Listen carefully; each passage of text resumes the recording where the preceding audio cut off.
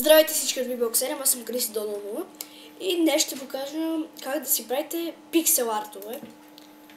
Така, днес урока ще е как да си направите пиксел арт, но кирка. Така. За най-лесно, като да започнете поръчката, правите ето така. Така и не спирате да го изкачвате нагоре.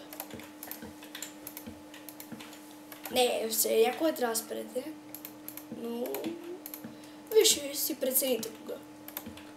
Опс. Така.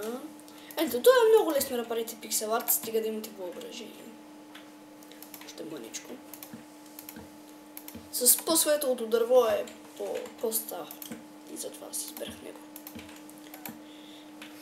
Изглежда като поръчка. Да, аз съм с малко мъгла, защото ми лаги. Добре, вие ако искате си го правите и по-голямо. Май сега ми е за така бързо, за да показвам пиксел артовете. Ще правя епизоди около 15 и ще спра. Така, да поставим и тези работи. Добре, само ще си читна една кирка, за да знам за какво става въпрос. Добре, ето тази вълна. Клан Вул. Не знам как се чете.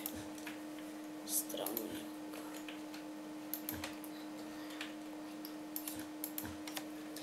Така. Тук. Едно, две, три. И тук трябва да направим така. Така, така, така, така, така, така, така.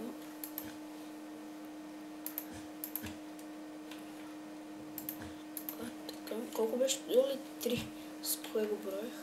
Номер 3. Едно, две. Не, ето отново този лак, много се извинявам. Ще се опитам да си оправя Майнкрафта.